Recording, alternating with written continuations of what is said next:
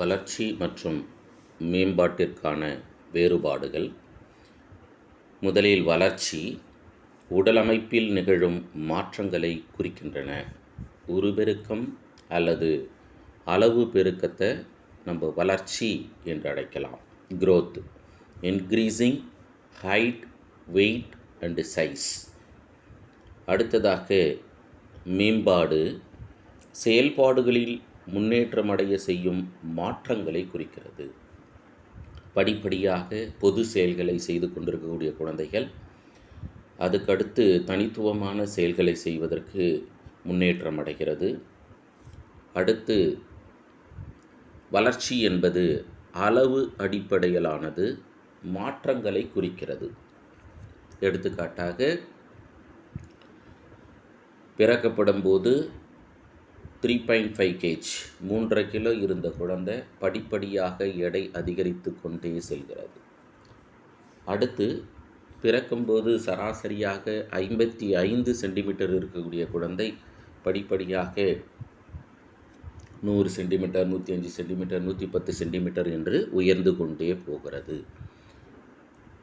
மேம்பாடானது அளவு மற்றும் பண்பு அடிப்படையிலான மாற்றங்களை குறிக்கிறது. அளவு ஒரு பக்கம் மேம்பட்டாலும் பண்பு நலன்கள் மேம்பாடு அடைவதே நம்ம மேம்பாடு என்றும். அடுத்து வளர்ச்சியில் மூன்றாவதாக இது வாழ்நாள் முழுவதும் தொடர்வது அல்ல. அப்படின்னா என்ன? குழந்தை பிறந்ததிலிருந்து அதிகபட்சமாக 21 வயது வரை தான் வளர்ச்சி இருக்கும். அதுக்கடுத்து வளர்ச்சியே இருக்காது. அப்போ கட்டாயம் ஒரு குறிப்பிட்ட வயது நிலையில் மட்டும்தான் இது செயல்படுகிறது. அடுத்து மேம்பாடுன்னு எடுத்துக்கிட்டோம்னா இது ஒரு தொடர்ச்சியான செயல்முறை. பிறப்பிலிருந்து கல்லறை வரை தொடர்ந்து மேம்பாடு அடைந்து கொண்டே இருக்கும். அடுத்து நான்காவதாக வளர்ச்சி.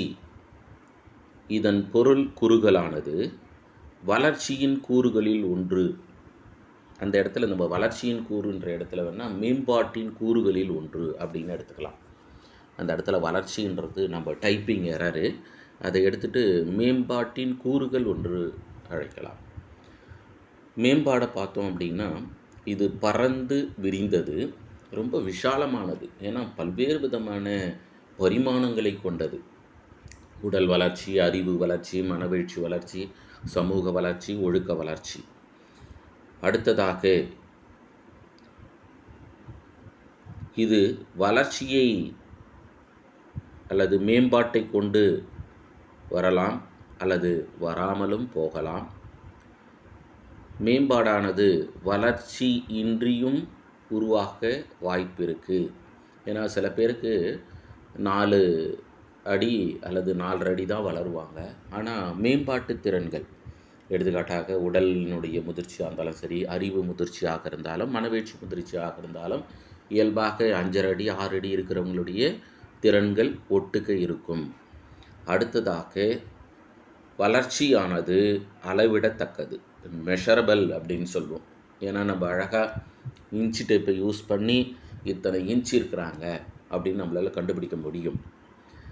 ஏனெனில் அளவு அடிப்படையிலான மாற்றங்களை குறிப்பிடுது. ஏன்னா வளர்ச்சி என்பதே உருபெருக்கம் அல்லது அளவு பெருக்கம்.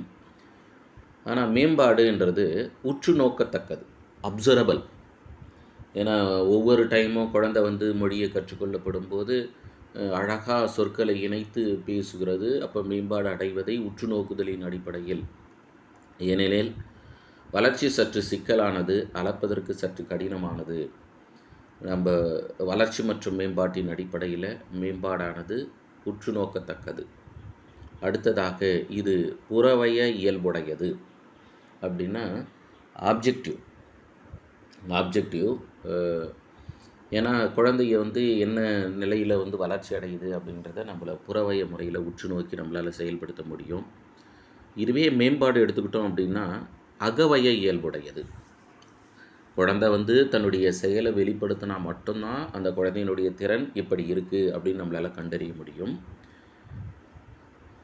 மேலும் உடற் சார்ந்தது, சமூகம் சார்ந்தது, மனவீழ்ச்சி சார்ந்தது மற்றும் அறிவு சார்ந்தது. அப்போ மேம்பாடானது உடல் வளர்ச்சியை தவிர்த்து அறிவு, மனவீழ்ச்சி, சமூக மற்றும் ஒழுக்க வளர்ச்சியை சார்ந்தது. இறுதியாக வளர்ச்சியானது கட்டமைக்கப்படுகின்றது. எப்படி கட்டமைக்கப்படுது அப்படின்னு பார்க்கும்போது, பிறந்த குழந்தை சிசுவாகவும், அடுத்து பிள்ளை பருவம், பிள்ளை பருவத்தை கடந்து குமரப்பருவம், குமரப்பருவத்திற்கு அடுத்து முதிர் பருவம் என்று கட்டமைக்கப்படுகிறது. இது செயல்படுத்தப்படுகின்றது. மேம்பாடானது செயல்படுத்தப்படுகின்றது.